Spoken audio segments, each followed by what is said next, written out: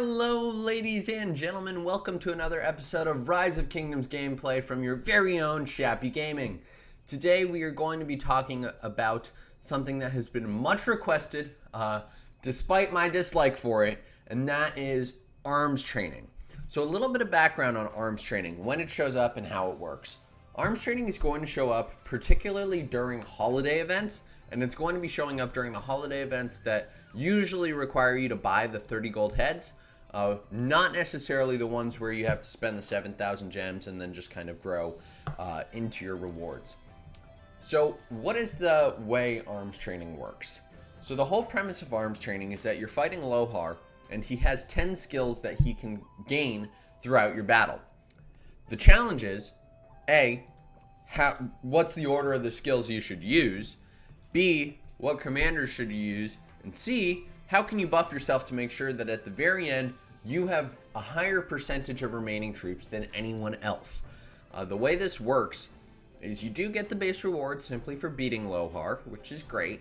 But the way that you really level up and get a higher ranking is by making sure you have the highest number of remaining troops at the end. And in order to do that, there are a couple things you want to keep in mind. If you've watched our battle video, which if you haven't, it'll be linked on the top right of your screen now, you will see that there are a whole lot of buffs that you want to be using. As we can begin, you want to be sure that you're using commanders that are not peacekeepers, because buffs and skills which provide a damage bonus against barbs do not work in this event, and commanders that are not going to be healing. Commanders that are healing isn't going to work, so Takeda, probably not going to work for you. Cow, definitely not going to work for you. Richard, not going to work for you. So be sure that you're picking nuking pairs that don't rely on heals. Something you probably have heard from other YouTubers is that running Alex Martel is a great choice. And the reason behind that is that both of them will have shields that will pop, which will absorb damage, thus making it so you will take less. The disadvantage between the two of them is that their skill damage is kind of meh, which means that it's going to take longer for you to beat the Arms Master Lohar. So just some things to think about before you get started. You want to grab a rune from the temple. Be sure you're grabbing the best rune you can. Typically go for health, but attack and defense are also pretty good. See if you could get a title from your kingdom leadership. Justice, Duke, General, any of those will help. Be sure that you are in the middle of Alliance territory, because when you do summon Lohar, he can kind of summon wherever he chooses, which is incredibly annoying, but he can.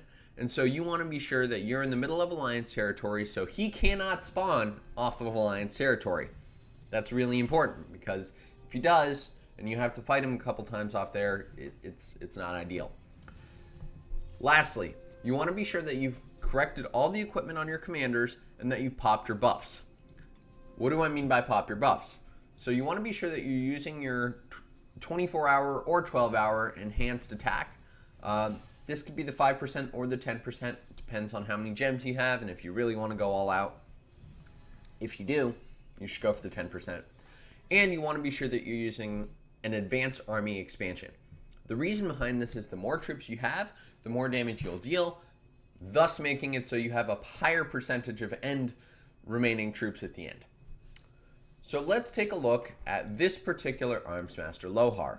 His starting skills make it so that the damage taken from archers is reduced by 20%. That's not ideal. And that healing and reinforcements are disabled when challenging Arms Master Lohar. So you're not going to use healing commanders. You're probably not going to use archers for this particular arms training. Note, the archers, that changes every time. Sometimes you don't want to use cabs, sometimes you don't want to use infantry, etc. Just spices it up a little bit. So let's talk a little bit about those skills and the orders which I think you should do. Please, please, please note, it will change depending on what commanders you're running, and so keep that in mind as you go through this. However, there are some skills that you're going to want to leave to the end and some skills that you're going to want to not leave to the end. So let's talk about the first few that you're going to want to leave to the end. Malignant Venom.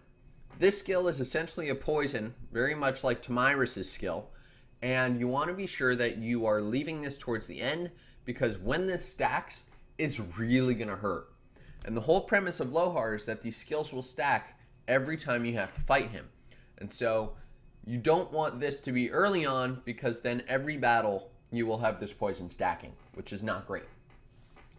You will also want to leave the Strike of Vengeance probably towards the end. Lohar's troops have a 10% chance on attack to dish out an additional Strike of Vengeance, dealing damage equal to 500% of normal attack. Whenever damaged by a skill, immediately retaliate with a Strike of Vengeance. This is really not ideal, because it means he's going to be dealing a ton of damage, and it's just really a nuking attack. So you probably want to leave this one toward the end as well. Let's talk about the ones that you want to start with. So Wild Rage, attacks have a 10% chance to deal extra damage once. This is an easy one. I would start with this or one of these other lower right-hand corner ones. When using skills, Lohar immediately recovers 100 range and increases normal attack damage by 100% for 3 seconds. That one's not so bad either. I don't mind starting with that. This one, Lohar gains a shield. While his shield is damaged, he deals an extra 20% normal attack. Also not bad. Any of these three might not be too bad to start with. These ones over here, also not too bad. I would typically do these, 4, 5, and 6. And then 7. Well, this one actually depends on what pair you're running. So Will of Battle, I was running Gilgamesh, which I know I said no archers. But if you are running Gilgamesh, this one's not bad, because you do have that immediate heal of 30% troop. And Gilgamesh's skill, we know, takes advantage of healing. So this one, depending on who you're going to run, you could do it earlier or you could do it later. The whole background behind this is after 10 seconds, he's going to heal. So if you have a nuker, you want to kill him within 10 seconds when he's below 50%. So that is kind of the overview here of how this should work. I personally would recommend competing in this event, namely because the rewards are awesome. And defeating Lohar is kind of fun. I just don't like it because it's a little bit grindy. But if you've done everything right and you're running the right pairs, it really can be a lot of fun. So the commanders that you should probably think about running. Zai William, those pairs don't rely on healing very much at all. You can also run Guan Alex or Alex Martel if you're running infantry. If you're running cavalry, you could probably do Saladin William. I would say don't do Saladin Cow, simply because Cow has healing and he has barb damage, neither of which are going to help you. Let's talk about who else you can use. YSG Nebu, though I wouldn't do that with this particular one since archer damage is going to be reduced. Ethelfled does have the debuff, but I don't really think I would go for her first. It really depends on who you have maxed and what equipment you have. There are some commanders that are a little bit squishier than others, and so remember, the name of the game is how can I last longer than everyone else? Something else that's not too bad but worth considering is having a Joan and some other support commander dueling right next to your Armsmaster Lohar, because I believe your troops can receive buffs from outside sources. I haven't verified this, but it's definitely worth looking into and seeing if it'll work for you. Last but not least, you want to be sure that you're in an alliance with Max Tech. Kind of seems trivial, but it's important. If you can pop books and battles or counteroffensive, do it. And be sure that the alliance you're in has the best holy sites possible, because holy sites matter, and the more attack damage you can deal, the better, and the tankier your march, the better. So that is pretty much it. If you're in KVK, wait until you have higher tech to do it.